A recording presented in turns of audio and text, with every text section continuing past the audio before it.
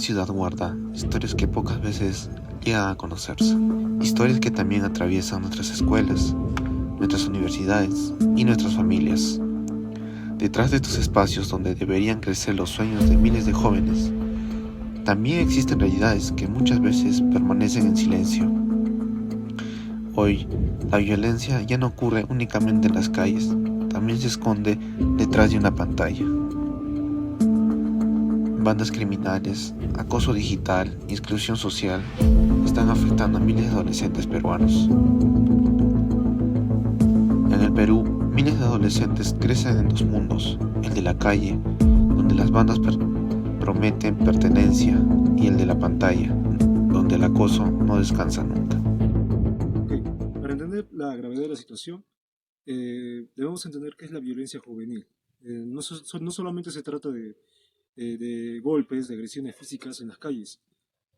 Según lo dice la OMS, la Organización Mundial de la Salud, y las investigaciones hasta ahora, es el uso deliberado de la fuerza o el poder social y digital en jóvenes de 10 a 29 años de edad. Esta violencia puede ser física, psicológica, sexual o digital.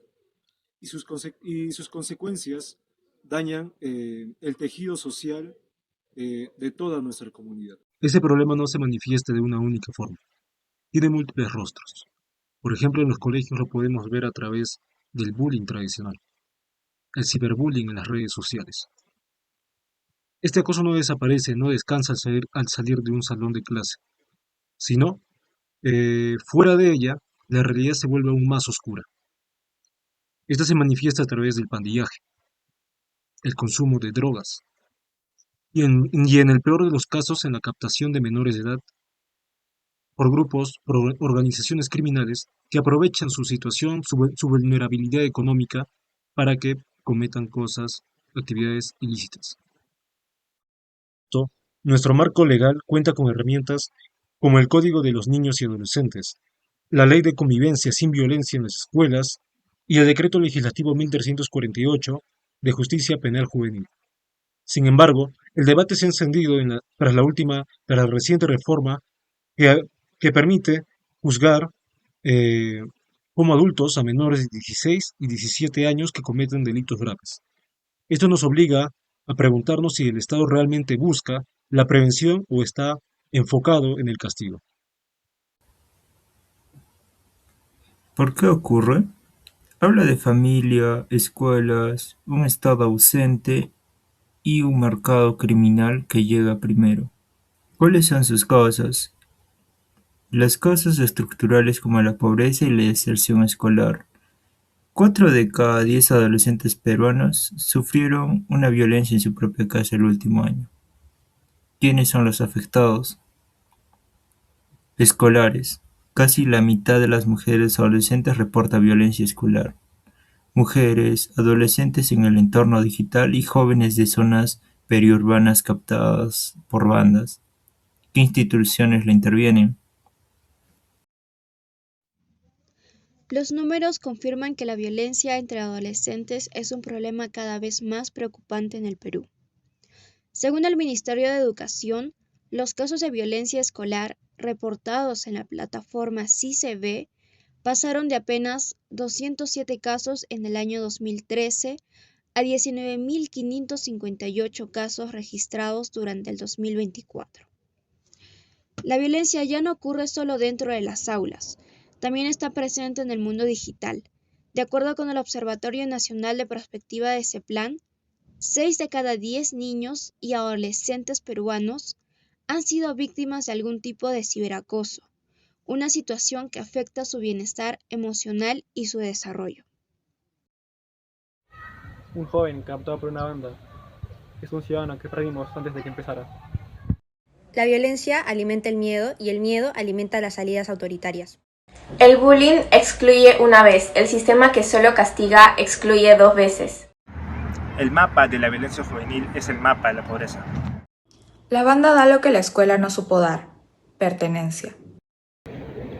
¿Conoces, aunque sea de vista o de oídas, a alguien que se metió en bandillas o lo más grave, como extorsión? No. ¿No?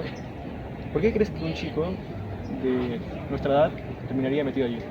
Yo creo que quizás por problemas económicos o por problemas familiares, quizás su familia no cuenta con disponibilidad económica o por falta de oportunidades, quizás algunos jóvenes se meten en pandillas o en grupos de esos tipos de grupos.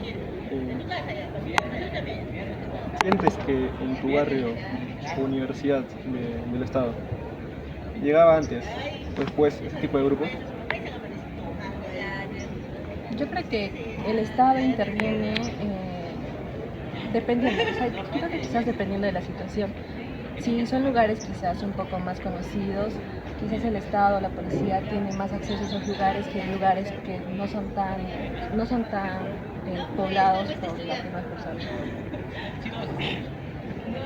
¿Qué opinas que ahora se puede juzgar como adultos a chicos de 16 o 17 años por delitos graves? ¿Sirve o no resuelve nada? Quizás yo pienso que quizás utilizan estos tipos de sanciones y los juzgan como adultos para que fomentar, digamos, un poco de miedo en otros jóvenes para que no puedan hacer esto. Yo creo que quizás se debería juzgar, pero dependiendo también de la situación, dependiendo de cómo es que esta persona ha cometido estos delitos, y depende de eso. Claro. ¿En tu colegio viste casos fuertes de bullying? Bueno, yo en mi colegio, años atrás, como ya salí de ahí, sí vi algunos casos, como por ejemplo a mis compañeros, algunos les hacían stickers con sus caras y les colocaban frases, ¿no? Y se aprovechaban de eso para humillarlo y así. Y también, bueno, había algunos tipos, ¿no? Donde los de clases mayores trataban de abusar de los menores, mandándoles a hacer cosas y así. ¿Solo viste eso? Justo de lo que mencionas, de stickers y eso. Eso se traslada a redes sociales y grupos de chat, ¿no? Sí, eso los hacían sobre todo por los grupos de WhatsApp. Ahí es donde mayormente se difundía este tipo de imágenes, stickers. ¿Alguna vez alguien intervino, como el profesor, la dirección, o quedó nada? Sí, una vez hubo un problema donde a un compañero ya su rostro, su imagen estaba por todos lados y lo vio su mamá y lo comunicó justamente a las autoridades como el director y eso, y habló justamente también con los mismos compañeros para que traten de eliminar esos stickers, esas imágenes, porque no lo veía propio y claramente, porque lo utilizaban para burlarse de su compañero o simplemente abusaban de él, ya que no decía mucho, no podía usarlos directamente. Claro. Si pudieras decirle algo a tu yo de esa época o a esa persona que estaba pasando por ese momento, ¿qué dirías? Que no tenga miedo, que solamente puede acusar, que eso no está bien, que de ninguna manera está bien que humillen a una persona o lo utilicen como para hacer memes, burlarse de él por grupos de WhatsApp, incluso en redes, porque la verdad eso puede traer consecuencias como el suicidio, tal vez no la depresión en estos casos, lo cual no está bien para nadie y que nadie debería vivir por esa situación. Y por último, ¿qué crees que debería hacer el Perú para cambiar esta violencia que hay aquí en el país? Esta violencia, bueno, yo diría que sobre todo los jóvenes deberían de darles charlas como de reflexión o de, guiarlos en esa etapa, ¿no? Donde, digamos, si alguien sufre de violencia, qué puede hacer, qué medidas, buscar apoyo en alguien o qué instituciones o en qué personas puede confiar para que justamente no se sientan solos, puedan resolver la situación conjuntamente para que no llegue a casos fatales, ¿no? Como tales pueden ser el suicidio. Solo podría decir eso.